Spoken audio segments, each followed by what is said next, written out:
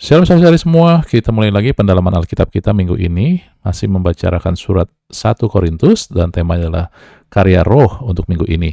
Ya, kita lihat dari minggu lalu bahwa firman Tuhan dalam 1 Korintus, dari fakta-fakta yang ada, tetapi yang paling menonjol, yang kadang kita kurang sadari adalah 1 Korintus bukan bicara tentang hanya gereja di Korintus, tetapi adalah suatu gambaran tentang pertempuran antara daging dan roh, saudara-saudari. Sehingga ketika Anda baca 1 Korintus pasal 1-11 membicarakan tentang masalah daging. Kemudian pasal 11-16 bicara tentang hal-hal yang datang dari roh Tuhan, saudara-saudari ya. Dan ketika saya mengatakan masalah daging, ini bukan hanya sekedar hawa nafsu, bukan hanya misalkan pencideraan, terus bukan hal-hal yang bersifat daging gitu, saudara, tetapi juga adalah hal-hal nilai-nilai ataupun pola-pola atau nilai value yang daging yang dibawa oleh dunia. Amin ya. Misalkan value dunia, makanya itulah terjadi perpecahan di dalam gereja di Korintus. Misalkan ada mereka mengatakan kami dari golongan Apolos, kami dari golongan Paulus, dari Petrus. Ini menunjukkan nilai dunia yang dipakai. Ya, jadi tidak ada yang bukannya maksudnya hawa nafsu, tetapi ini nilai dunia, nilai daging yang di bawah dunia, saudari. Oke? Dan firman Tuhan juga menyatakan dalam Galatia 5, yang ditulis oleh Paulus juga, atau firman Tuhan katakan, hiduplah oleh roh, maka kamu tidak akan menuruti keinginan daging. Yang masalah dalam kehidupan orang percaya yang diwakilkan ataupun diperlihatkan oleh di surat 1 Korintus adalah keinginan daging, saudara. Keinginan daging bukan yang nggak ada. Kita orang percaya ada, tetapi sering kita menurutinya. Bagaimana cara nggak menurutinya? Hiduplah oleh roh. Jadi minggu lalu, oleh sebab itulah kita melihat bagaimana kita hidup dipimpin oleh roh. Saudara, Alkitab juga mengatakan dalam khotbah, akankah dua orang berjalan bersama kalau belum sepakat? Benar? Jadi kalau Anda mau berjalan di hidup bersama roh Allah, dituntun oleh roh, berjalan bersama roh, maka Anda harus sepakat. Sepakat dalam apa? Sepakat di dalam melihat. Jadi minggu lalu kita mulai melihat nilai-nilai yang penting di hadapan Roh Kudus, bukan dunia. Maka pertama yang harus kita lakukan adalah kita mulai sepakat melihat nilai-nilai. Apa yang dianggap penting oleh Roh Kudus harus kita lihat penting, saudara-saudari. Karena apa? Karena banyak sekali masalah kehidupan kita, tekanan hidup, itu disebabkan oleh karena kita mengenakan nilai hidup yang salah, yang hasil dari daging ataupun dari dunia, saudari. Misalkan ketika kita mengalami tekanan hidup karena kekurangan, saudara, karena kita pakai prinsip hidup dunia, di mana dunia melihat orang, menilai orang dari penampilan, sehingga akhirnya kita mau glamor ataupun mau kelihatan hebat, kita pakai penampilan, sehingga bijaksana pakai keuangan, akhirnya kita kekurangan, memiliki tekanan hidup. Dan itu akibat kita melihat ataupun salah menilai. Sebab itulah minggu lalu kita sudah lihat bahwa inilah manusia daging dan manusia roh. Ya, pertama adalah yang tadi, kita harus melihat nilai yang sama. Apa yang penting di hadapan roh harus penting di hadapan kita.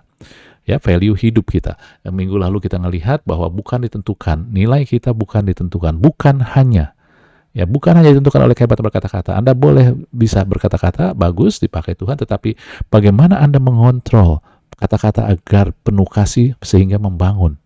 Ini nilai yang Roh Kudus mau. Roh Kudus pakai Anda. Ketika Anda bisa berbicara bahkan banyak karunia-karunia yang berhubungan dengan perkataan kita. Tetapi bagaimana kita mengontrol karunia itu ataupun perkataan kita untuk membangun kasih itu lebih bernilai, lebih penting. Dan kedua, nilai bukan hanya ditentukan oleh apa yang Anda miliki dan berikan. Banyak orang percaya, berani memberikan. Tetapi bukan itu yang membuat mereka berarti, saudara. Yang membuat kita berarti adalah bagaimana kita mengatur dan menggunakannya untuk mengekspresikan kasih Allah. Mengekspresikan kasih, bukan hanya kasih Allah tapi kasih kita juga. Maka Anda melihat dari minggu lalu bagaimana memberi itu bukannya dari kelebihan, tetapi bagaimana Anda mengatur sehingga Anda bisa menyisihkan. 1 Korintus 16, saudari. Kemarin minggu lalu, ya, memberi itu bukannya karena Anda punya kelebihan baru Anda ada sesuatu yang lebih bisa Anda berikan, tetapi bagaimana Anda mengatur sehingga Anda menyisihkan.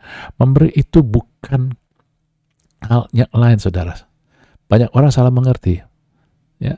Tapi Anda coba renungkan itu firman Tuhan. Minggu lalu kita coba bahas. Kemudian bukan kehidupan kita, nilai kita bukan hanya ditentukan oleh performance, apa yang kita bisa lakukan, apa yang kita bisa buat, tetapi bagaimana kita mengizinkan apa yang Tuhan berikan, kasih karunia, berdasarkan kasih yang Tuhan berikan kepada kita, mengubah manusia di dalam kita.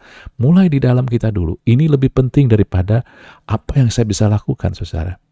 Anda ngelihat bagaimana, saudara, Musa, Tuhan ubah dulu di dalam. Baru sesudah itu Tuhan pakai dia untuk kelihatan sesuatu hal yang luar biasa, mujizat-mujizat yang kelihatan di depan mata yang mencengangkan. Tetapi dimulai dari dalam dulu, oke? Jadi itulah yang kita ngelihat. Nah, dan kedua, saudara, kalau kita mau hidup oleh Roh, jangan bilang kita, saya mau berjalan oleh Roh Kudus tuntun pimpin, tapi Anda nggak mau melihat apa yang penting, nilai-nilai, nggak bisa. Jadi harus mulai melihat, sepakat dulu, apa yang dianggap penting oleh Roh Kudus kita anggap penting. Amin. Yang kedua, saudara, hidup oleh Roh, maka kamu tidak akan menuruti keinginan daging. Ini bermakna adalah Anda nggak bisa, saudara, mengkoreksi daging dengan meluruskan diri sendiri. Anda ngelawan dengan usaha sendiri, saudara. Karena Anda nggak disuruh untuk itu. Tetapi Anda hidup oleh Roh, maka Anda nggak akan menuruti daging. Jadi, kita harus mengenali dan menerima karya Roh, karena ini hidup oleh Roh adalah karya Roh Kudus. Pelayanan Roh Kudus, saudara. Jadi yang kedua adalah mengenali dan menerima pelayanan Roh. Inilah yang 1 Korintus perlihatkan dalam 1 Korintus 12. Anda diperlihatkan pada karunia-karunia Roh. Pasal 13, Anda dilihatkan pada kasih, saudara-saudari. Nah, kita nggak lihat kedua hal ini ya. Nanti kita akan lihat, kalau kita sudah bahas tentang kedua hal ini, kita akan lihat hubungannya. Perhatikan baik-baik, Anda perlu konsentrasi. Ini sangat penting. Ketika Anda tahu fondasinya, Anda akan jadi bisa menggunakan hukum Roh, aturan Roh ini, sehingga membawa kuasa Tuhan terjadi. Nah, kita lihat 1 Korintus 12, itu bicara tentang karunia Roh. Anda silakan baca 1 Korintus 12 ayat 8-10, ada 9 karunia Roh, saudara-saudari. Amin ya. Berkata-kata dengan hikmat, berkata dengan pengetahuan, karunia iman, karunia kesembuhan, mengadakan mujizat, bernubuat, bedakan roh, bahasa roh, menafsirkan bahasa roh, saudara-saudari. Bagus semua, sangat bagus, saudara-saudari. Amin. Tapi kemudian di 1 Korintus 14, saudara-saudari, pasal 14, ayat 12 dikatakan, demikian pula dengan kamu memang berusaha untuk memperoleh karunia Roh. Kita harus berusaha, saudara. Ya. Pak, tapi itu karunia pemberian. Nah, lihat usahanya apa yang harus kita lakukan. Bukan usaha untuk kita supaya bisa. Ya. Tapi ada hal lain lagi. Kita ngelihat yuk apa itu. Tetapi lebih daripada itu hendaklah. Nah, kamu berusaha mempergunakannya untuk membangun jemaat. Jadi semua karunia ini harus untuk membangun jemaat, artinya supaya tubuh Kristus berfungsi. Saudara, ketika dikatakan tubuh Kristus, ini termasuk keluarga. Karena bagian terkecil dalam tubuh Kristus juga adalah keluarga, saudari. Keluarga Anda ini bukan hanya tentang jemaat, tetapi ini juga bicara tentang keluarga yang Tuhan satukan. Amin. Jadi bicara keluarga. Tetapi Anda ngelihat di sini, ya, bagaimana kita memperoleh karunia Roh itu? Hendaklah kamu berusaha mempergunakannya untuk bangun jemaat. Jadi, bagaimana kita mempergunakannya tentu berdasarkan fungsi kita, bukan, saudara? Benar? Kalau misal Anda adalah, kalau kita umpamakan sebuah mobil dan kita adalah bagian kita adalah fungsi kita adalah roda, Anda harus minta segala sesuatu supaya roda ini berfungsi benar, saudara. Benar nggak? Nah, itu dia, saudara. Ya. Jadi, kalau Anda mau karunia karena Roh, Anda harus melihat fungsi Anda apa. Jadi dengan kata lain begini, semakin Anda mau melayani, membangun jemaat, sehingga Anda dibutuhkan, maka Anda akan melihat karunia-karunia Roh itu.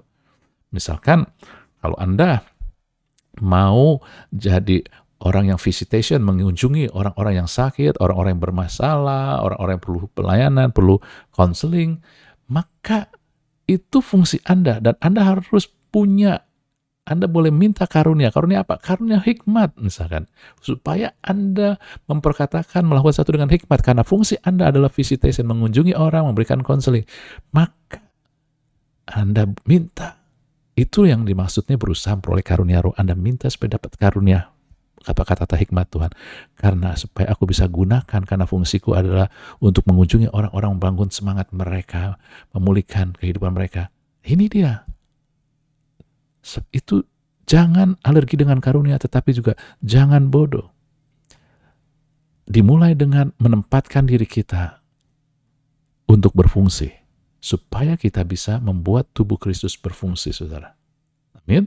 Banyak lagi, terbuka sekali. Saudara, tubuh Kristus, gereja Tuhan bukan milik seseorang, bukan milik denominasi, tapi milik Tuhan dan milik kita bersama. Oleh sebab itu terbuka buat Anda untuk menempatkan diri, mengambil bagian supaya gereja, tubuh Kristus berfungsi. Apapun juga. Amin. Ya. Nah, kemudian saudara, kita ngelihat dalam 1 Korintus 13, tadi 1 Korintus 12 tentang karunia Roh, kemudian 1 Korintus 13 terkenal tentang kasih. Yang dimaksud adalah kasih agape. 1 Korintus 13 Anda baca ayat 4 sampai ayat 7, Anda ngelihat tentang kasih itu sabar, semua definisi. Saya nggak bacakan, karena nanti kita akan bahas sedikit, ya, karena banyak sekali terjemahannya membuat kita bingung. Kita akan coba nanti mengertikan, ya. Tetapi Anda ngelihat 1 Korintus 13. Di sini tentang kasih, definisi tentang kasih, ada dua kata positif yang berbicara apa itu kasih. Lalu di sini yang warna hijau ini berbicara 7 kata yang menggambarkan secara negatif. Iya tidak, iya tidak, iya. Jadi apa yang bukan kasih itu. Kemudian di ayat 6 ada satu frase yang membandingkan, mengkontraskan tentang kasih. Ia tidak bersuka cita karena keadilan, tapi karena kebenaran. Kemudian di pasal 7 ini ada 4 hal yang selalu dilakukan oleh kasih. Amin. Ya, ini dia. Saudara mungkin Anda tahu, Anda sudah baca sendiri, tetapi yang menarik yang tidak kita lihat dalam terjemahan bahasa Indonesia maupun Inggris adalah begini, saudara-saudari. Kata kasih itu sabar, murah hati. Ini bukan kata sifat. Tidak cemburu, itu bukan kata sifat, saudara. Tetapi ini adalah semua, dalam bahasa Yunani, semua kata kerja. Semua kata yang dipakai menggambarkan kasih, sabar, murah hati, tidak cemburu, tidak megahkan diri, itu semua kata kerja. Maknanya apa? Kasih bukan bicara tentang perasaan. Kasih agape bukan bicara pekerjaan, tetapi keputusan Anda untuk Anda lakukan. Karena ini kata kerja. Oleh sebab itulah, 1 Korintus 13 bukan untuk membangun jemaat tubuh Kristus, tetapi membangun diri kita sendiri. Karena satu-satunya orang yang bisa mengendalikan diri kita adalah kita. Keputusan Anda. Anda mau lakukan nggak? Kasih itu bukan tentang perasaan. Kasih itu adalah kata kerja. Anda lakukan. Sabar itu bukan sifat, tetapi Anda keputusan melakukan. Banyak orang bilang, Pak, emang saya dari sifatnya bukan itu sih, bukan penyabar. Salah. Anda, kalau bicara kasih, Anda disuruh melakukan sabar. Amin. Ini yang kadang kita ngerti. Nah, sekarang kita ngelihat sedikit, saudara, tentang supaya kita nggak salah ngerti, karena banyak dari terjemahan yang membuat kita bingung. Dikatakan kasih itu sabar dan murah hati. Saudara, sabar murah hati adalah respon aktif dan pasif terhadap orang lain. Anda murah hati itu, saudara, bukan karena reaksi. Anda murah hati karena orang itu baik baru enggak, tetapi karena Anda murah hati, Anda ketetapan mau murah hati. Jadi orang itu nggak melakukan apa-apa, orang itu pasif. Anda sabar, orang itu nyebelin, tapi reaksi Anda adalah Anda sabar. Anda tetap kerjakan sabar. Itu aktif. Jadi mau aktif, mau pasif, Anda tetap memilih untuk melakukan sabar dan murah hati. Tidak cemburu. Tidak cemburu ini bukan cemburu kepada seperti kayak pacar, tapi tidak iri akan milik orang lain atau posisi orang lain. Tidak memegahkan diri artinya begini, saudara. Dia tidak berfokus pada pencapaian diri. Anda silakan bekerja sesuatu atau lakukan sesuatu sehingga Anda bisa memulai prestasi. Tetapi orang yang memilih untuk tidak memegahkan diri, orang yang memilih untuk melakukan kasih adalah dia punya pencapaian. Dia melihat manfaatnya bagi orang lain apa? Karena kasih nggak mau mementingkan diri sendiri. Manfaatnya bagi orang lain apa? Jadi ini dia tidak memegahkan diri. Jangan bilang, wow ini dia, aku bisa lakukan ini, aku bisa lakukan. Bangga diri. Enggak. Dia makin mikirkan, dengan kemampuan saya ini, dengan pencapaian saya ini, apa yang saya bisa lakukan buat orang lain? Tidak sombong. Tidak sombong di sini berarti tidak membesar-besarkan diri, saudara.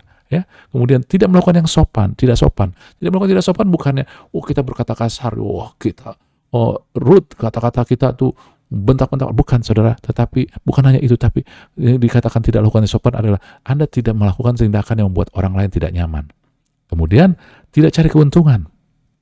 Nah, kalau Anda ngomong kepada orang yang berdagang, ya rugilah. Orang dagang nggak mungkin nggak cari keuntungan. Tetapi maksudnya di sini adalah Anda melakukan sesuatu, saudara, itu Anda berusaha untuk melakukan apa yang dibutuhkan bagi orang lain. Bukan hanya tentang kepentingan Anda, tapi Anda selalu fokusnya adalah apa sih buat orang lain? Apa sih yang dibutuhkan? Apa yang terbaik buat orang lain? Nah, itu dia. Ya. Kemudian tidak pemarah. Pemarah adalah suatu reaksi yang meledak. Kalau disebut pemarah itu meledak. Orang melakukan kesalahan kita langsung meledak, bro. Tapi ada lagi orang yang memendam kesalahan. Orang melakukan kesalahan kita nggak marah tapi kita pendam. Dan kita pendam jangka waktu lama. Nah, kasih bukan kayak gitu, saudara. Ya. Kemudian dikatakan ketidakadilan lawan kebenaran. Sebenarnya kata aslinya kejahatan, evil, lawan kebaikan. Nah, ini bukan itu. Kasih itu nggak suka pada hal yang evil. Dan kadang-kadang yang jahat ini adalah tidak kelihatan.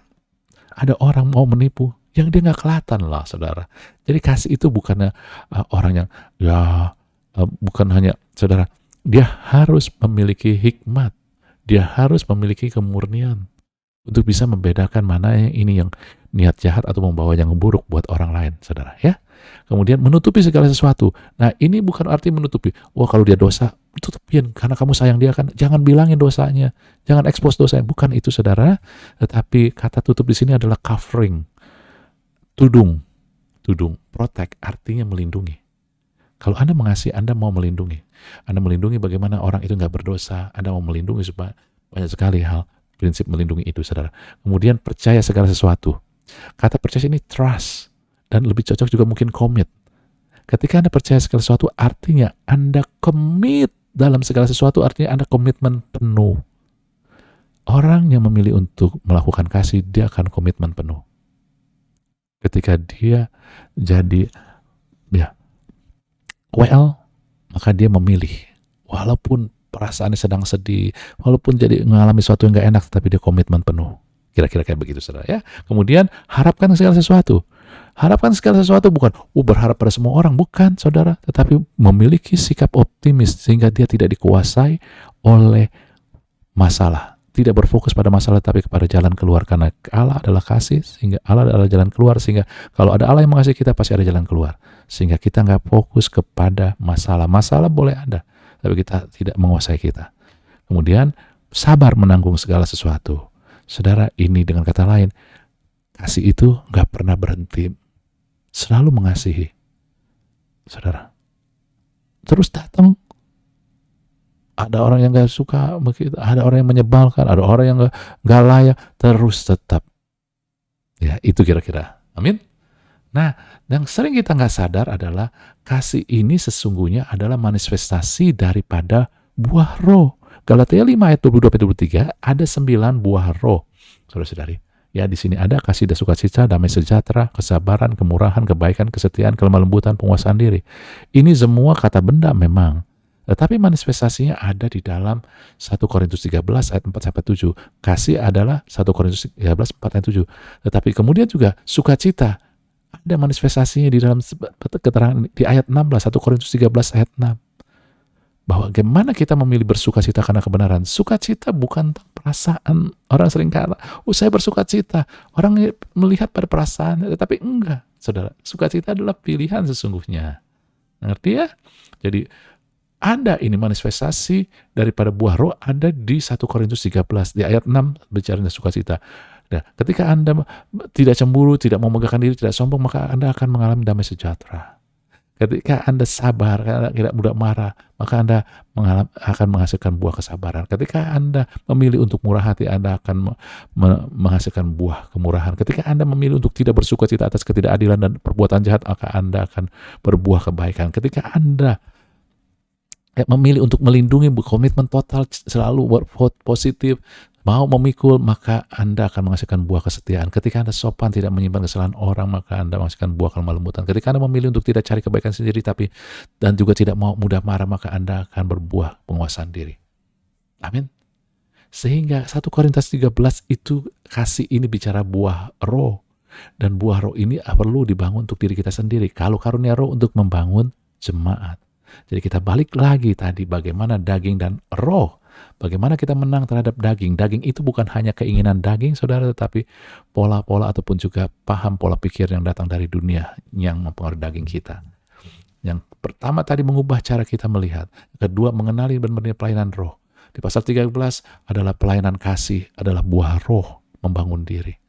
Anda perlu mencari ini dulu, berusaha untuk buah roh dulu. Bukan karunia dulu, saudara. Walaupun ditulis pasal 12 karunia roh dulu, tetapi sesungguhnya ini dulu, saudara. Karena karunia roh adalah membangun jemaat tubuh Kristus. Anda bisa membantu tubuh Kristus berfungsi dengan benar. Tapi dimulai dengan kalau kitanya nggak sehat, bagaimana kita bisa bangun? Bagaimana kita bisa membantu berfungsi? Perlu kita sehat dulu. Perlu kita berbuah roh, mengejar buah roh dulu. Nggak usah sempurna, tapi hati kita pilihan-pilihan kita ini. Dan dalam pasal 14, 1 Korintus 14, Paulus kasih unjuk bagaimana orang-orang di Korintus memiliki karunia roh tetapi tidak berbuah roh, sehingga yang hasilnya adalah kekacauan. Sedangkan Allah nggak mungkin mau kacau, saudara. Tuhan memberikan kita roh yang mendatangkan kekuatan, kasih, dan ketertiban, bukan kekacauan. Maka di pasal 14, bagaimana orang, saudara-saudari, dia berbahasa roh, tetapi nggak punya buah roh, sehingga dia nggak mikirin, dia kasih unjuk performance, orang bisa lihat dia bisa ini, sehingga nggak peduli kalau ada orang yang masuk bingung, akhirnya keluar lagi, nggak membangun dia nggak penting. Nah, itu yang dikritik, bukan yang dikritik karunianya. Jadi Anda jangan salah paham, harus ngelihat pada konteksnya juga, ya. Jadi di sini, amin. Dan yang ketiga, bagaimana kita bisa mengalahkan daging dengan hidup dituntun oleh roh. Dalam 1 Korintus 15 ayat 17 dikatakan, jika Kristus tidak dibangkitkan, maka sia-sialah imanmu, dan kamu masih hidup di dalam dosa-dosamu. Saudara-saudari, di sini kita melihat ini juga salah satu hal yang penting di dalam 1 Korintus. Bahkan orang bilang, ini intinya Korintus. Saya nggak percaya itu inti, tapi ini adalah bagian daripada inti yang mau disampaikan. Bagaimana kita bisa menang terhadap daging, saudara. Ini bicara kebangkitan, ini bicara iman. Iya benar. Tapi kita harus lihat pada hubungannya dengan lain. Roma 6 ayat 5-6. Kalau kita telah menjadi serupa dengan kematiannya, demikian pula kita sekarang serupa dengan kebangkitannya. Kita tahu bahwa manusia lama kita telah turut disalibkan dengannya. Ketika kita terima Yesus, saudara-saudari, kita menjadi serupa dengan kematiannya. Manusia lama kita turut disalibkan dengannya, supaya tubuh dosa kita hilang kuasanya, sehingga kita tidak lagi menjadi hamba dosa. Nah, saudara, tubuh dosa ini adalah tubuh daging. Amin. Jadi udah hilang kuasanya. Bukan dengan perasaan. Iman tidak berhubungan dengan perasaan. Iman adalah karena Anda percaya kepada firman. Amin ya. Nah sekarang Anda sudah dibangkitkan, jadi tubuh dosa sudah hilang kuasanya. Artinya ketika ada godaan, Anda harus percaya kuasanya udah gak ada lagi. Anda dengan mudah bisa nggak ikutin, nggak dikuasai. Anda dengan mudah bisa nggak dikuasai nafsu. Tapi kalau Anda nggak tahu, Anda akhirnya mengikutinya. Bukan karena dia berkuasa, karena kita memilih untuk enggak mengikuti roh, saudara. Ya. Dan yang luar biasanya bukan hanya tentang keinginan. Nah, ini Anda dengar baik-baik. Kalau Anda sakit misalkan, sakit itu ada di mana? Tubuh kita, saudara-saudari, tubuh yang saudara bisa, ini dia tubuh yang bisa sakit. Jadi ketika Anda sakit, itu bicara dimensi daging. Benar ya, saudara? Yang bisa bikin kita, dimensi roh nggak bisa bikin kita sakit, saudara. Roh sempurna. Tapi ketika Anda sakit, itu ada pada tubuh daging Anda. Dan firman Tuhan katakan, tubuh daging ini sudah hilang kuasanya. Artinya sakit pun sudah hilang kuasanya. Artinya ketika Anda sakit secara perasaan, secara daging, Anda merasakan sakit. Anda sedang sakit nih. Tetapi jangan percaya kuasa sakit udah gak ada. Tapi dengan iman, bukan dengan perasaan apa yang Anda alami, tapi dengan iman Anda mulai katakan, firman Tuhan katakan bilu-bilu Yesus sudah menyembuhkan aku. Firman Tuhan bilang, firman yang keluar dari mulut Allah tidak akan kembali sia-sia, tapi akan mengerjakan apa yang kuperintahkan dan berhasil kemana engkau suruh. Dan Tuhan sudah menyuruh firman-Nya, bilu-bilunya sudah menyembuhkan aku. Hai, tubuh daging, kau merasakan sakit, tapi tidak ada kuasanya lagi sakit itu. Mau cepat atau lambat, tapi kebenaran ini pasti terjadi. Bilu-bilunya sembuh, menyembuhkan kita. Tapi kalau Anda nggak ngerti tentang ini, Anda pikir, ya udahlah, emang sakit, saya udah usia, udahlah, memang kayak begini, keadaan jadi parah, memang normal lah kita sakit. Saudara, nggak normal kita sakit, karena firman Tuhan katakan tubuh daging kita sudah hilang kuasanya.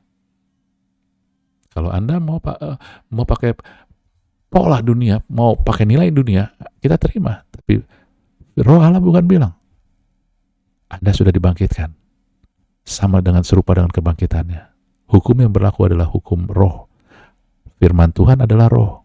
Yohanes 6 katakan, Yesus katakan, perkataan yang kukatakan adalah roh dan hidup, saudara. Ini dia. Itulah yang menghidupkan kita. Amin. Luar biasa, saudara. Jadi ketiga, bagaimana mengalahkan daging? Yang ketiga adalah iman atas kematian dan kebangkitan Yesus, di mana manusia daging hilang kuasanya. Tapi manusia roh, firman Tuhan yang berdaulat, berkuasa. Bukan dengan perasaan. Anda mungkin mengangkat perasaan Anda, ataupun juga panca indera tetap melihat, oh ini masalah, ini sakit, ini apa, ketakutan segala pun. Tetapi iman Anda mengatakan, roh dalam saya lebih besar daripada yang ada di dunia ini. Amin. Kemudian 1 Korintus 15 ayat 58 yang terakhir, saudara.